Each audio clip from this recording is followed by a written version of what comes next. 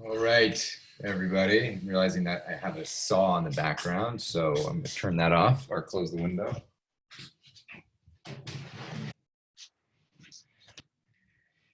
Hey, everyone. Welcome to a 440 5G into the abyss. I got to close the second window.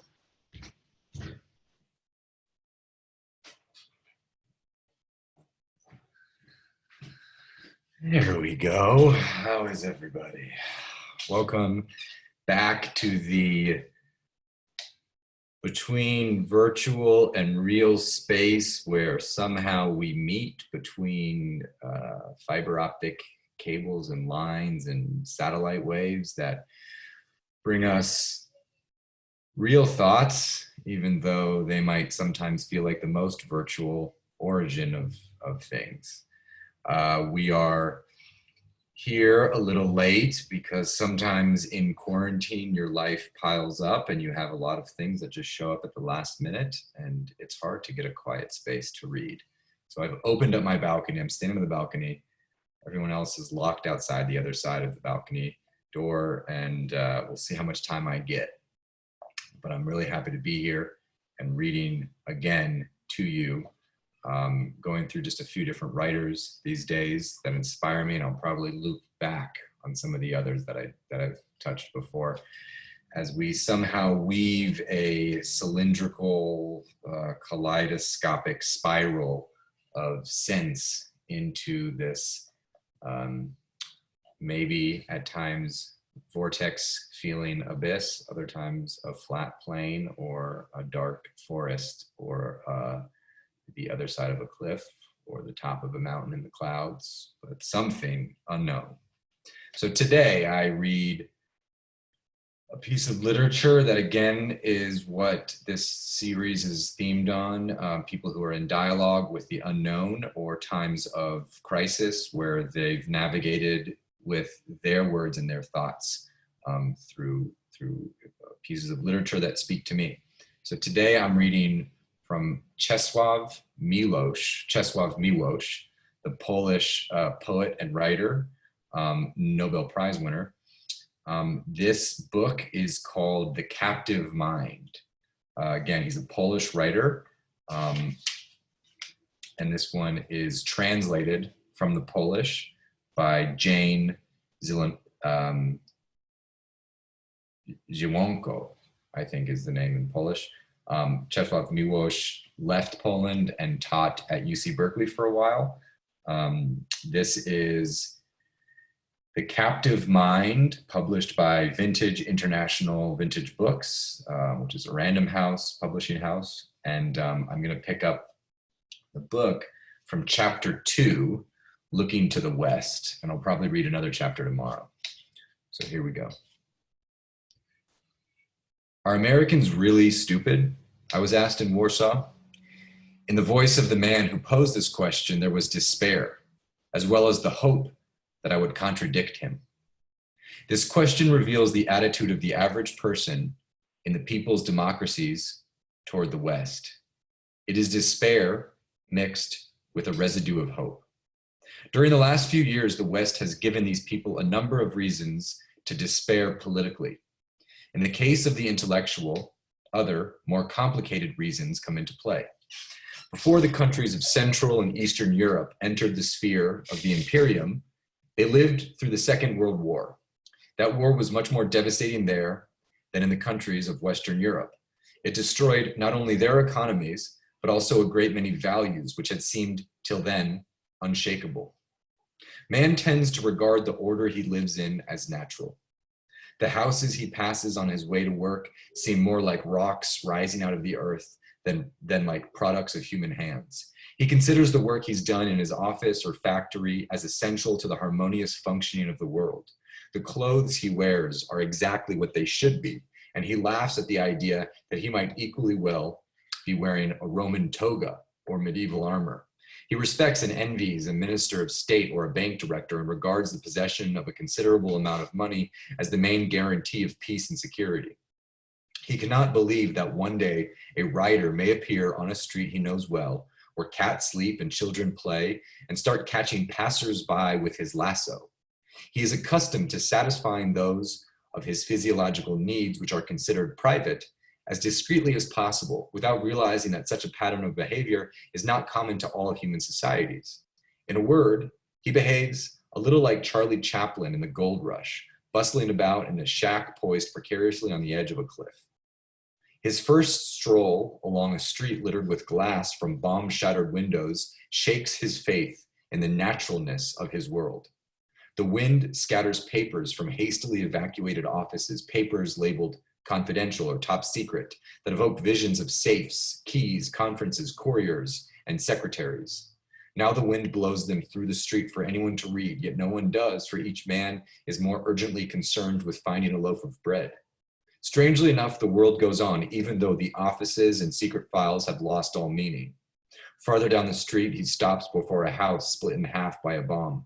The privacy of people's homes, the family smells, the warmth of the beehive life, the furniture preserving the memory of loves and hatreds, cut open to public view. The house itself, no longer a rock, but a scaffolding of plaster, concrete, and brick, and on the third floor, a solitary white bathtub, rain-rinsed of all recollection of those who once bathed in it. Its formerly influential and respected owners, now destitute, walk the fields in search of stray potatoes. Thus, overnight, money loses its value and becomes a meaningless mass of printed paper. His walk takes him past a little boy poking a stick into a heap of smoking ruins and whistling a song about the great leader who will preserve the nation against all enemies. The song remains, but the leader of yesterday is already a part of an extinct past. He acquires new habits quickly. Once, had he stumbled upon a corpse on the street, he would have called the police. A crowd would have gathered, and much talk and comment would have ensued. Now he knows he must avoid the dark body lying in the gutter and refrain from asking unnecessary questions. The man who fired the gun must have had his reasons. He might well have been executing an underground sentence. Nor is the average European accustomed to thinking of his native city as divided into segregated living areas, but a single decree can force him to this new pattern of life and thought. Quarter A may suddenly be designated for one race, B for a second, C for a third. As the resettlement deadline approaches, the streets become filled with long lines of wagons, carts, wheelbarrows, and people carrying bundles, beds, chests, cauldrons, and bird cages. When all the moves are effected, 2,000 people may find themselves in a building that once housed 200, but each man is at last in the proper area. Then high walls are erected around quarter C, and daily a given lot of men, women, and children are loaded into wagons that take them off to specially constructed factories where they are scientifically slaughtered and their bodies burned. And even the rider with the lasso appears in the form of a military van waiting at the corner of a street. A man passing that corner meets a leveled rifle, raises his hands, is pushed into the van, and from that moment is lost to his family and friends. He may be sent to a concentration camp, where he may face a firing squad, his lips sealed with plaster lest he cry out against the state. But in any case, he serves as a warning to his fellow men. Perhaps one might escape such a fate by remaining at home, but the father of a family must go out in order to provide bread and soup for his wife and children, and every night they worry about whether or not he will return. Since these conditions last for years, everyone gradually comes to look upon the city as a jungle, and upon the fate of 20th century man as identical with that of a caveman living in the midst of powerful monsters. It was once thought obvious that a man bears the same name and surname throughout his entire life. Now it proves wiser for many reasons to change them and to memorize a new and fabricated biography. As a result, the records of the civilian state become completely confused. Everyone ceases to care about formalities, so that marriage, for example, comes to mean little more than living together.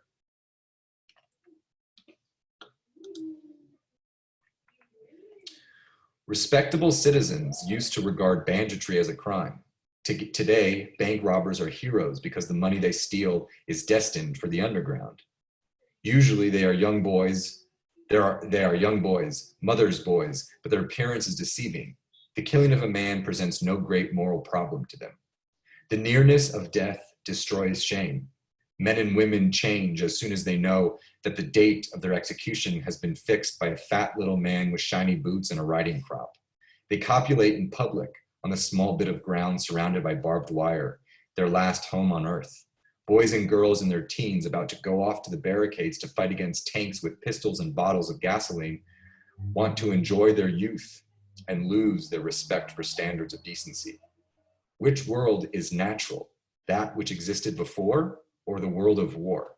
Both are natural if both are within the realm of one's experience. All the concepts men live by are a product of the historic formation in which they find themselves. Fluidity and constant change are the characteristics of phenomena, and man is so plastic a being that one can even conceive of the day when a thoroughly self-respected citizen will crawl about on all fours, sporting a tail of brightly colored feathers as a sign of conformity to the order he lives in. The man of the East cannot take Americans seriously because they have never undergone the experiences that teach men how relative their judgments and thinking habits are. Their resultant lack of imagination is appalling because they were born and raised in a given social order and in a given system of values. They believe that any social order and in a given, sorry, I need to just mute viewer. All right. The man of the East cannot take Americans seriously because they have never undergone the experiences that teach men how relative their judgments and thinking habits are. Their resultant lack of imagination is appalling because they were born and raised in a given social order and in a given system of values. They believe that any other order must be unnatural and that it cannot last because it is incompatible with human nature. But even they may one day know fire, hunger, and the sword. In all probability, this is what will occur, for it is hard to believe that when one half of the world is living through terrible disasters, the other half can continue a 19th century mode of life, learning about the distress of its distant fellowmen only from movies and newspapers. Recent examples teach us that this cannot be.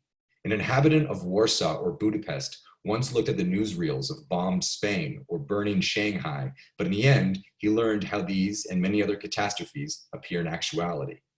He read gloomy tales of the NKVD until one day he found himself, he had to deal with it. If something exists in one place, it will exist everywhere. This is the conclusion he draws from his observations, and so he has no particular faith in the momentary prosperity of America. He suspects that the years 1933 to 1945 in Europe prefigure what will occur elsewhere, a hard school where ignorance was punished not by bad marks, but by death. It has taught him to think sociologically and historically, but it has not freed him from irrational feelings. He is apt to believe in theories that foresee violent changes in the countries of the West, for he finds it unjust that they should escape the hardships he had to undergo.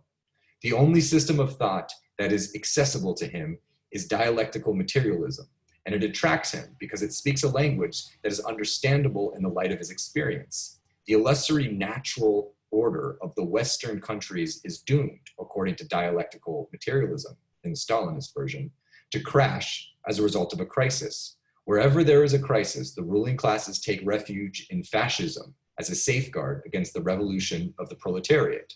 Fascism means war, gas chambers, and crematoria.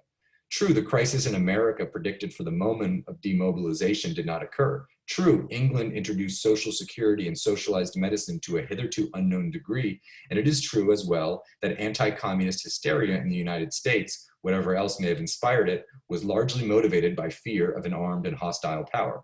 Still, these are merely modifications of a formula that is being proved in other respects. If the world is divided between fascism and communism, obviously fascism must lose, since it is the last desperate refuge of the bourgeoisie.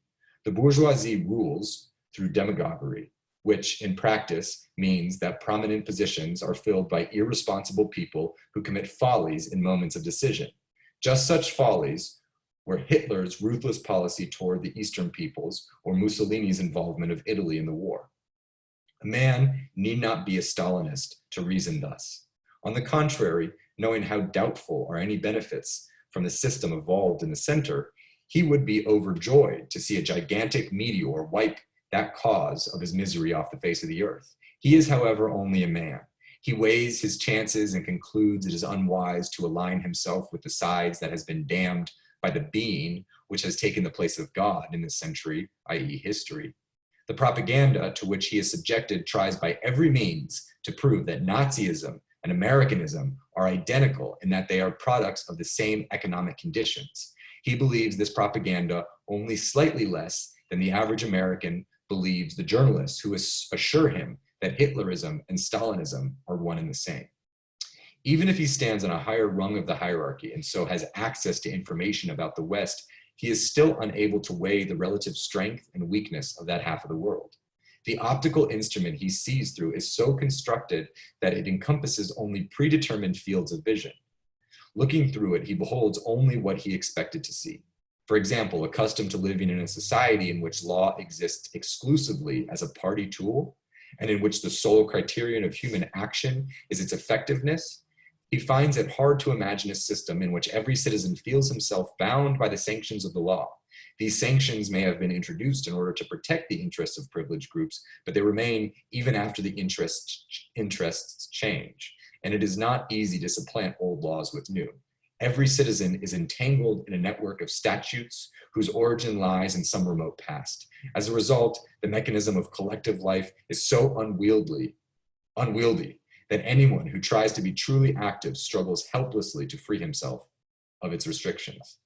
The inhabitant of Central or Eastern Europe is incapable of understanding delays, absurd decisions, political campaigns, mutual recriminations, public opinion polls, and demagoguery, which he considers to be characteristic of the West. But at the same time, these encumbrances assure the private citizen a certain security. To seize a man on the street and deport him to a concentration camp is obviously an excellent means of dealing with an individual who displeases the administration. But such means are difficult to establish in countries where the only criminal is the man who has committed an act clearly defined as punishable in a specific paragraph of the law. Nazi and communist criminals' codes are alike in that they efface the frontier between penal and non-penal deeds. The first by defining crime as any act directed against the interests of the German nation, the second as any act directed against the interests of the dictatorship of the proletariat. What the man of the East calls the lifeless formalism of the bourgeoisie does, on the other hand, afford some guarantee that the father of a family will return home for supper instead of taking a trip to a region where polar bears thrive, but human beings do not. Nor is it easy in legally minded countries to adopt the use of scientific torture under which every man confesses with equal fervor whether he be innocent or guilty. Propaganda tries to convince the citizens of the people's democracies that law in the West is no more than a fiction subservient to the interests of the ruling class. Perhaps it is a fiction, but it is not too subservient to the wishes of the rulers. If they want to condemn a man, they must sweat to prove him guilty, in fact. His defense lawyers hide behind all the technicalities of the law. The case drags on through various appeals, etc. Obviously, crimes are committed under its cover, but so far, Western law serves to bind the hands of the rulers as well as of the ruled, which, depending on one's belief, may be a source of either strength or weakness. Americans, aware of the nature of their law, compare democracy to an awkward raft on which everyone paddles in a different direction. There is much hubbub and mutual abuse, and it is difficult to get everyone to pull together. In comparison with such a raft, the trireme of the totalitarian state speeding ahead with outspread oars appears indomitable. But on occasion, the totalitarian ship crashes on rocks, an awkward raft can sail over. New developments in the West are not easily ascertained in the people's democracies. In certain Western countries, above all in the United States, something has occurred which is without analogy in the preceding centuries. A new civilization has arisen which is popular, vulgar, perhaps in some respects distasteful to a more refined people, but which assures its masses a share in the output of its machine production. It is true that what these masses rejoice in is frequently tawdry and superficial, and that they purchase it with hard labor. Yet a girl working in a factory who buys cheap mass production models of a dress worn by a movie star rides in an old but nevertheless private automobile looks at cowboy films and has a refrigerator at home lives on a certain level of civilization that she has in common with others, whereas a woman on a collective farm near Leningrad cannot foresee the day when even her great-granddaughter will live on a level that approaches such an average. What he refers to as the stupidity of the American masses, who are satisfied by the purely material advantages of this new civilization, is exceptionally irritating to the Eastern intellectual.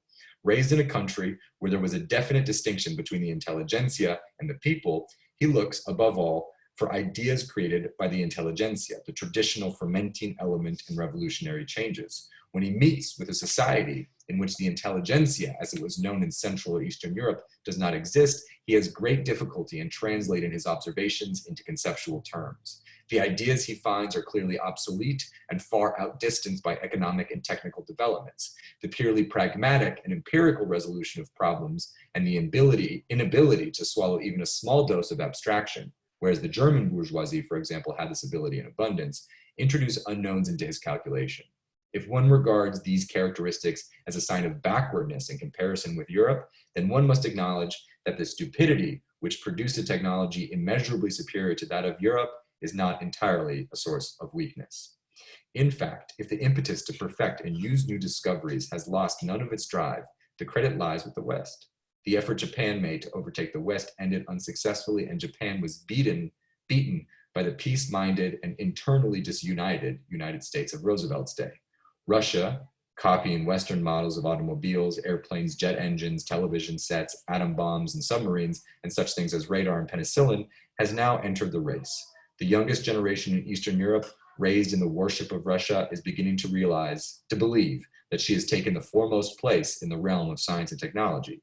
The older people consider such a belief absurd, but given her untapped natural resources, a planned economy, and the subsequent ability to allocate unlimited sums of money to scientific research and experimentation, they feel she may well be on the way towards supremacy.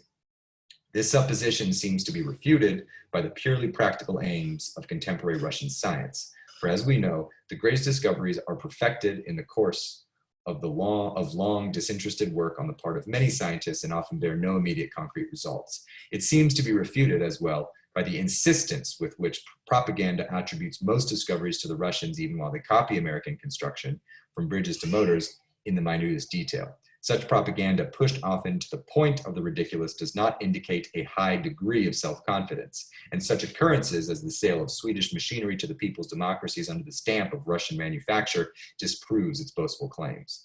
Nevertheless, the propaganda effort to destroy the Russian inferiority complex and to raise technological morale is proof of the importance of the center places upon the scientific race. Who knows to what results such a concentration of will may lead? Perhaps all that Russia needs is time. Let us admit that the Eastern or Central European will do so, that at this moment, the superiority of the West in potential production technology and replacement of human hands by machines, which means the gradual effacing of the distinction between physical and mental work, is unquestionable. But the Eastern intellectual asks, what goes on in the heads of the Western masses? Aren't their souls asleep? And when the awakening comes, won't it take the form of Stalinism? Isn't Christianity dying out in the West, and aren't its people bereft of all faith? Isn't there a void in their heads? Don't they fill that void with chauvinism, detective stories, and artistically worthless movies? Well then, what can the West offer us? Freedom from something is a great deal, yet not enough. It is much less than freedom for something.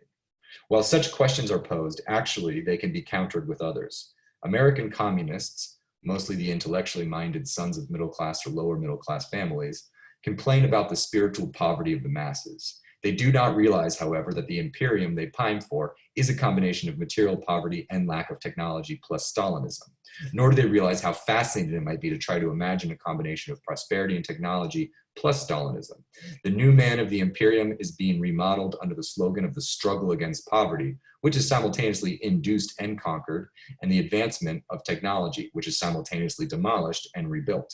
If these two powerful motives were absent, what would happen? One suspects that the wheels of the gigantic machine would then turn in a vacuum. The stage of fully realized communism is the holy of holies. It is heaven. one dare not direct one's eyes towards it. Yet if one dared to visualize that paradise, he would find it not unlike the United States in periods of full employment. He would find, granting the alleviation of fear, which is improbable, the masses living physiologically, profiting from the material achievements of their civilization. But their spiritual development would meet an insuperable obstacle in a doctrine which considers its aim to be the liberation of man from material cares towards something which it itself defines as sheer nonsense. These are utopian considerations which Western communists may avoid, but their Eastern brothers do not. I remember one who said, "I do not want to live to see communism realized. It will probably be so boring. When the great re-education task is accomplished and the hated metaphysical being in man is utterly crushed, what will remain? It is doubtful whether party imitations of Christian liturgy and mass-like rites performed before portraits of the leaders will give the people perfect satisfaction. More than the West imagines, the intellectuals of the East looked to the West for something, nor do they seek in it Western propaganda. The something they look for is a great new writer, a new social philosophy, an artistic movement, a scientific discovery, new principles of painting or music. They rarely find this something. The people of the East had already become accustomed to thinking of art and society on an organizational and mass scale. The only forms of culture in the West which attain such a scale are movies, bestsellers, and illustrated magazines. No thinking person in the West takes most of these means of mass recreation seriously. Whether in the East, where everything has a mass character, they take on the dignity of being the sole representatives of the decadent culture of the West. It is easy to sneer at most films, novels, or articles, to say nothing of the fact that one is well paid for such criticism and that it releases one from the more painful obligation of writing enthusiastically about the center. Hence, it is the pet activity of most Eastern journalists, and the influence that this sort of criticism has on its public is considerable. The real cultural life of the West is very different, but even there, the Eastern intellectual stumbles upon treacherous appearances, for he finds both imitation and innovation, decadence and vigor, advertised mediocrity and imperfectly recognized greatness. The social and intellectual currents, which he knows from his pre-war trips to the West, continue to exist and arouse his impatience as products of a stage he has left behind.